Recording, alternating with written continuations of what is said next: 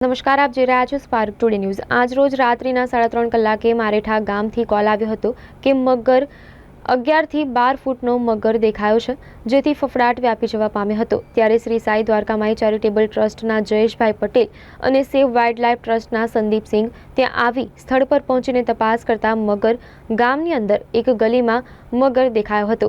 ત્યારબાદ સૌ લોકો સાથે ભેગા મળીને આ 11 થી 12 ફૂટના મગરને એક ટીમ વર્ક કરીને ભારે જહેમત બાદ રેસ્ક્યુ કરવામાં આવ્યો હતો। વન વિભાગના જિગ્નેશભાઈને જાણ કરી કે આ મહાકાય મગરને રેસ્ક્યુ કરેલ છે અને વન વિભાગને સહી સલામત રીતે સુપ્રત કરી દીધેલ છે।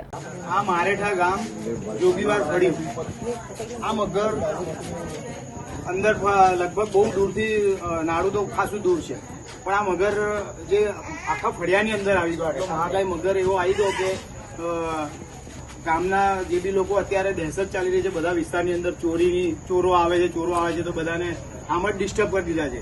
તે લોકો જાગરણો કરી રહ્યા છે અને એ જાગરણ દરમિયાન આ એક મગર મહાકાય આ જોગીવાર ફળિયામાં આવી ગયો અને લોકો ડરી ગયા આટલા મોટા મગરને જોઈને। તો અમારી સંસ્થાઓ છે, જેવી રીતે લાસ્ટ ટાઈમ અમે લક્ષ્મી વિલાસ પેલેસમાં અમે મગર રેસ્ક્યુ કર્યો અમારી ટીમો સાથે, એવી રીતે સંદીપભાઈ અને સંદીપભાઈની સંસ્થાનું નામ સંદીપભાઈ, મારી સંસ્થાનું નામ છે સેવ વાઇલ્ડલાઇફ ટ્રસ્ટ।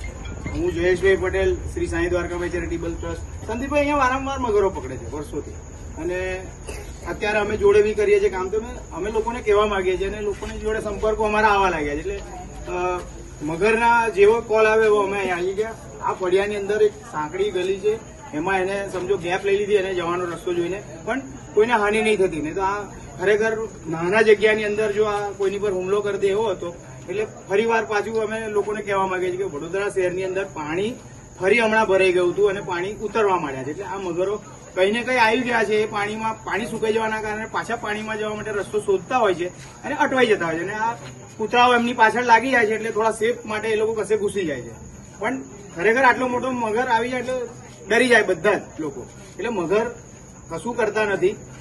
ગામવાળા લોકોનો દરફે ઘણો સહકાર હોય છે સંસ્થાઓને, અને સૌથી વધારે વર્ષોથી આ સંદીપભાઈ અહીંયા ગાડી આવે છે, કારણ કે હું બી એક સાંભળતો આવ્યો હતો કે સંદીપભાઈ અહીંયા આ બાજુના રેસ્ક્યુમાં એમનો બહુ વધારે સિંહ ફાળો છે આ મગરોને સારી રીતે રેસ્ક્યુ કરવામાં।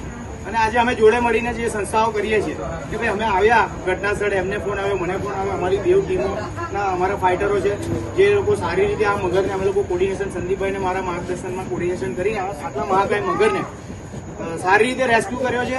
અને આ ગામના લોકોને, મારેઠા ગામના લોકોને એક ભયનો માહોલ દૂર થયો।